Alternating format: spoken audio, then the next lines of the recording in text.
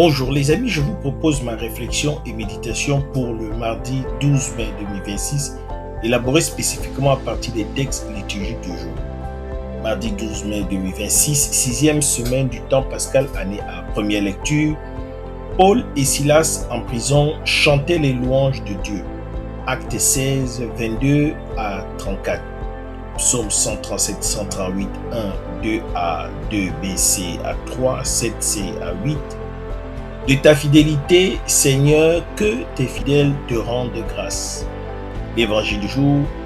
Il vous est avantageux que je m'en aille. Jean 16, 5 à 11.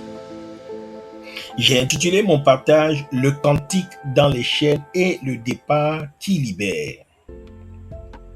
Le temps pascal nous conduit aujourd'hui de la prison de Philippe au discours du Cénacle. D'un côté, Paul et Silas, avoir guéri une jeune fille possédée, sont dénoncés, traînés devant les magistrats, battus de verges et jetés en prison, les pieds fixés dans des ceps. Au milieu de la nuit, ils prient et chantent les louanges de Dieu. Soudain, un grand tremblement de terre ébranle la prison, les portes s'ouvrent, les chaînes tombent. Le geôlier, prêt à se donner la mort, se jette aux pieds de Paul, reçoit la foi, est baptisé avec toute sa maison. De l'autre côté, Jésus annonce « Il vous est avantageux que je m'en aille, car si je ne m'en vais pas, le Paraclet ne viendra pas à vous. » Pour nous qui servons le droit et la justice, ces deux récits sont une leçon. La louange peut retentir au cœur de la prison et le départ du Seigneur ouvre la voie à l'Esprit qui convainc le monde en matière de péché, de justice et de jugement. Le livre des Actes nous raconte l'épisode dramatique de Paul et Silas à Philippe. Ils sont victimes d'un complot. Leurs accusateurs disent « Ces gens bouleversent notre ville. Ce sont des Juifs et ils prêchent des coutumes qui ne nous est permis ni d'accepter ni de suivre puisque nous sommes romains. » La foule se soulève contre eux, les magistrats font arracher leurs vêtements, ordonnent qu'on les batte de verges. Après les avoir frappés, on les jette en prison. Le geôlier reçoit l'ordre de les garder solidement. Il les met dans la cellule la plus sûre et leur fixe les pieds dans des ceps. Vers minuit, Paul et Silas prient et chantent les louanges de Dieu et les autres prisonniers les écoutent. Soudain, un grand tremblement de terre secoue la prison. Toutes les portes s'ouvrent, les chaînes de tous se défont. Le geôlier, pensant que les prisonniers se sont enfuis, tire son épée pour se donner la mort. Paul lui crie « Ne te fais pas de mal, nous sommes tous ici. » Alors, le geôlier, tout tremblant, se jette aux pieds de Paul et de Silas, les amène dehors et leur demande « Que faut-il que je fasse pour être sauvé ?» Ils répondent « Crois au Seigneur Jésus et tu seras sauvé, toi et les tiens. » Il lui annonce la parole du Seigneur et aussitôt il est baptisé avec toute sa maison. Il les lave de leurs plaies, puis il les fait monter dans sa maison et leur dresse la table. Ils se réjouissent avec toute sa maison d'avoir cru en Dieu.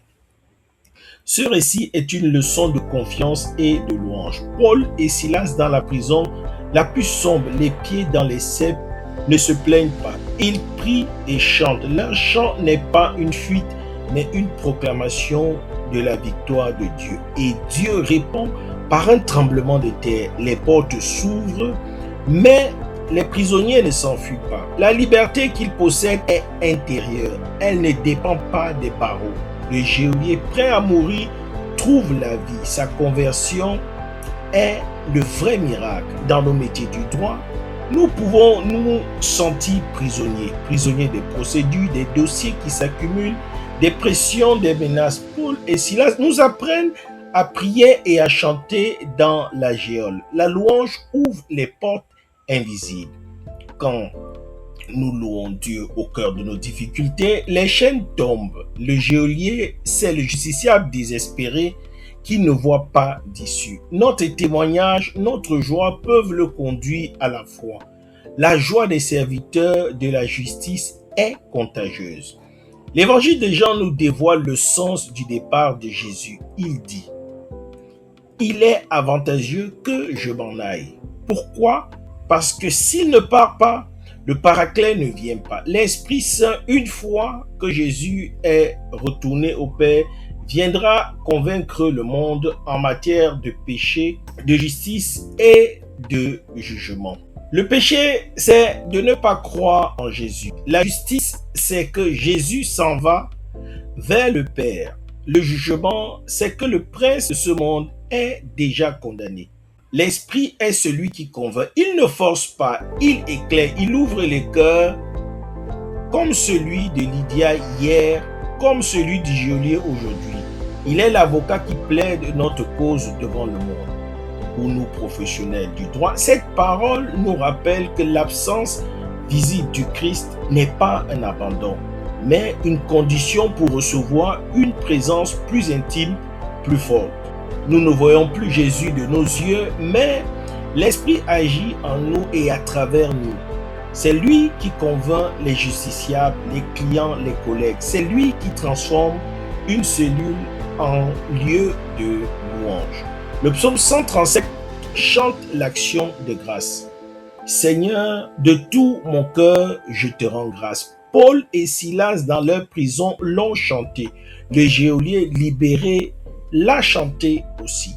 Puissions-nous, en ce mardi de Pâques, ne pas craindre les prisons. Puissions-nous prier et chanter au cœur des nuits les plus sombres. Puissions-nous, comme Paul et Silas, être des témoins si joyeux que les désespérés trouvent le chemin du salut. Puissions-nous accueillir l'Esprit Saint qui nous convainc et nous assiste. Et puissions-nous, avec le geôlier, dresser la table de l'amitié et de la justice. C'est mon souhait, ma prière pour vous tous et pour moi-même.